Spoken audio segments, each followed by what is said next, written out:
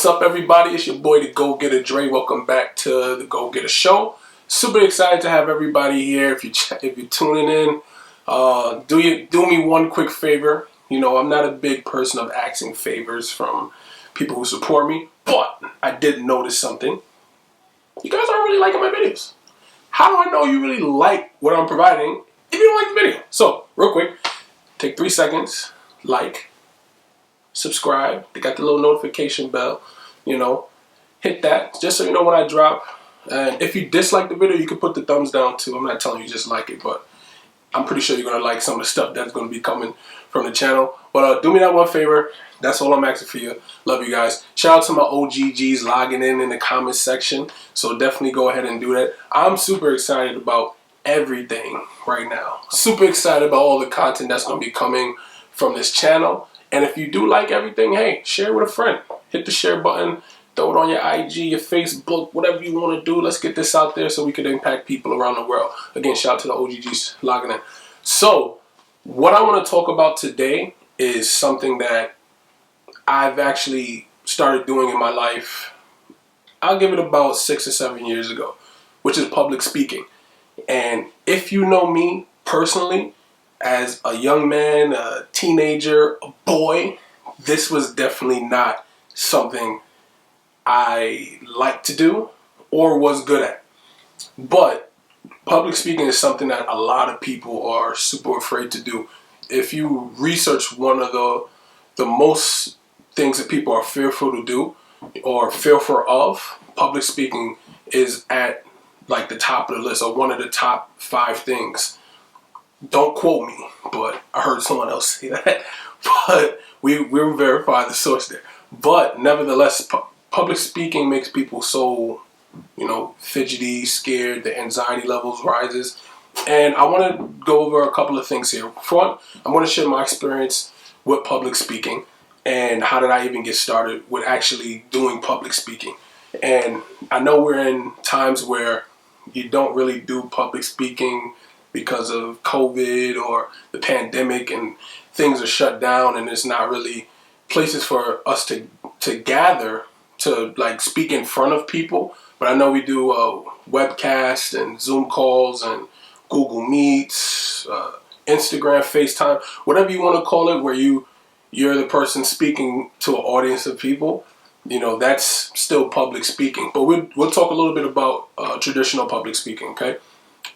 My first time was actually taking a public speaking course while I was in college, right? So while I was in college, I was a productive student before I dropped out. And one of the professors that I still know today, she's, I guess you could say a client of mine, was a client of mine. Me and her are still cool though. She's a wonderful, wonderful lady. Her name is Professor Smalls, right? If you are in the CUNY circles, the Queensboro, the Kingsborough, the BNCC, the Baruchs of the world, you might have had her as a professor. Wonderful lady, and I took public speaking, and she ran the course. And I think most people like to have a professor who's easygoing. Hey, look, this is the assignment. You go over whatever you go for in class, submit it here. I was late. It's cool. Just pass it on Monday, whatever. She wasn't like that. She's the total opposite. She was just super hardcore with her course, and it kind of gave me an edge because I was like, I didn't think she was a bad person, but a lot of people on the course, they was like, oh my God, she's the worst, and I'm going to get off of her. I don't want this to be a bash or talk about Professor Small's course, but because of her, it built I guess like a love to actually be able to share what I have to say with other people. I took her course. Very difficult as far as you had to really present public speakings. Like you had about 3 speeches you had to do in class, and you had to have your sources. One of them you had to do like a visual speech where you had like, it's almost like a performance. You got to really break down the nits and grits. But from her course, it built something in me where I wanted to always share with other people. So from there, I got in with a group of entrepreneurs, and when I started working with this group of entrepreneurs, and they were helping me, guiding me in different things that we were going to be doing, they basically encouraged me to speak out loud in front of the group.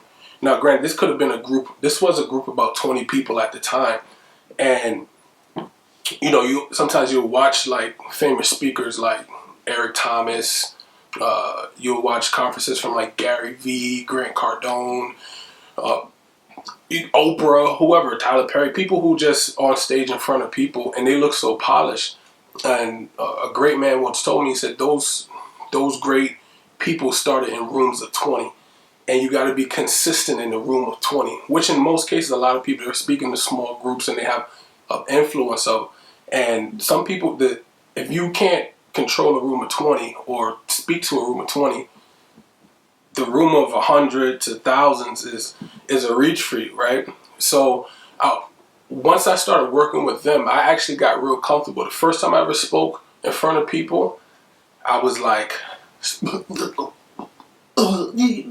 stuttering over every word, like not about to cry, but you got that anxiety levels up here and it's choking you up and you're like, you keep swallowing like, you doing all these little mannerisms, like it's crazy. I was doing all of that and then some, right? First few times I was ever speaking.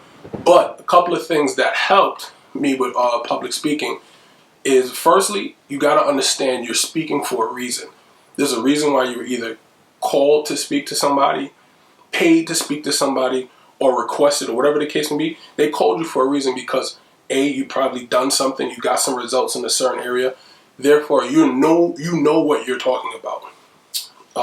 I never recommend people to actually stand up and talk to people about things they've never done, because a lot of times you can tell the difference between someone who genuinely knows what they're talking about and then someone who's just, regurgitating something they heard from somewhere, which that's what they call, theory versus wisdom.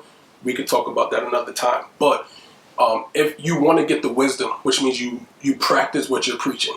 So if you've done whatever you're talking about, yes, when you first start speaking, you'll get those jitters and you get that feeling of uncertainty because you're nervous, right? You ever got a bad report card and your stomach is bubbling? You got to poop for no reason because it's about to get lit if mom see a bad report card. That's the same feeling you get with public speaking, but you got to understand that feeling really lasts for about 30 seconds on the introduction. Once you get into what you're talking about, you in your bag now. I call it bag talk, right? Like when I was in my groups, and I always start and I always study. Like I was like, this is what I want to say. This is my notes, and I would use notes a lot of times when I was speaking from a lot of theory points, right? I use less notes when I'm doing from wisdom, even if I have notes, because it's just to keep me on track. Once I get to the point of my talk where I'm like, yeah, this is what I do. This is what I did. This is how it can impact you because it impacted me like that. Like, it's a different type of talking. You'll get very comfortable. But that comes with consistency of actually speaking, talking in front of groups of people, speaking to those people consistently. I've been blessed to have mentors in my life to just teach me principles of consistency, like in anything you want to do. So if public speaking is something you want to do or something you have to do, maybe you work in an industry where they're saying, hey, you gotta present something to the team every Friday, and you're like, F-bomb, you just like, S-bomb. Like instead of panicking, you gotta realize it takes practice, and the first one may not be good. And that happened at me at work. Sometimes they ask me to present something. First time was shaky, but once I know the information, it's like, it's go time. Okay. You also want to find a unique common ground of how you're dressing.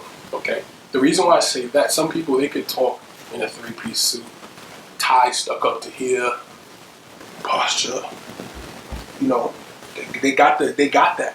Some people need to be relaxed sometimes, with it. But if you're giving like a talk or you're speaking to a group of people, you do want to be clean. So you want to find the balance of being clean and comfortable at the same time. Okay. I'm a big guy. It's almost uncomfortable to dress super like suit, button up, tie, vest, jacket, pants. You gotta pull the pants in the thigh crease all the way up all the time to get some thigh room. Like, it's a lot going on when you're a big guy.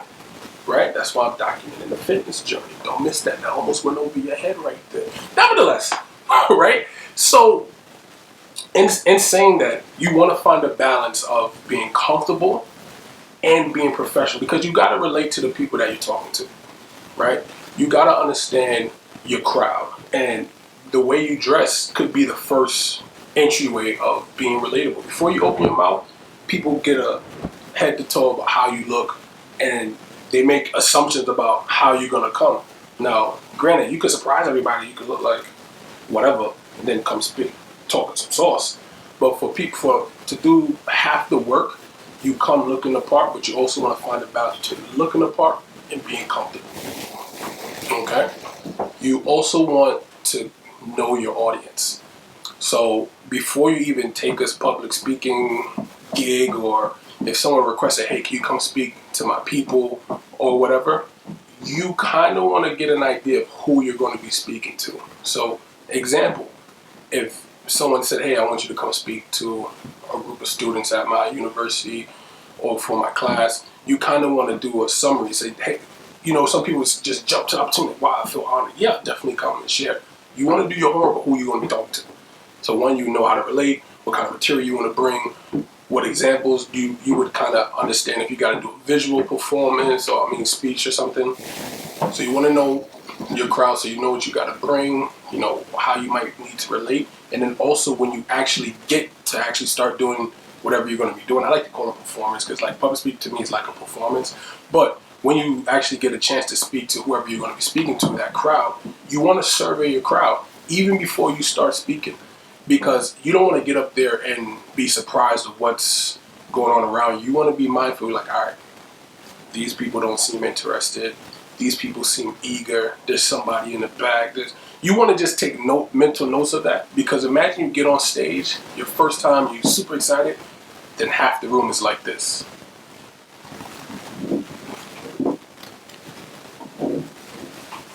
It's like, I was like, oh, did they know I was coming? But you can't stop that. That's going to happen regardless. But you could you could kind of mentally take a note in your mind, so you could prepare, like, all right, cool, I got to come with a certain amount of energy. You know what I mean? Once you start doing it, you get a feel, and you could kind of gauge it that way, right? Voice projection.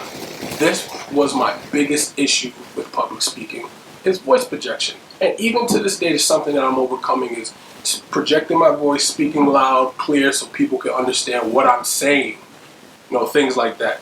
So it's super key. And one tip that can help, and I know somebody, a part of my entrepreneur group, who actually gave me a tip, because there was a point in time where I actually got a chance to consistently host a meeting at Long Island University College in Brooklyn, New York.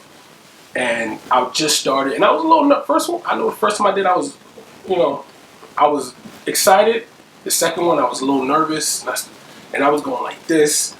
So I was always trying to get tips, like, how can I do this more productive so I can impact the people that I'm standing in front of? And somebody said, hey, I can hear what you're saying, but when I sat in the back early, I couldn't hear anything you were saying.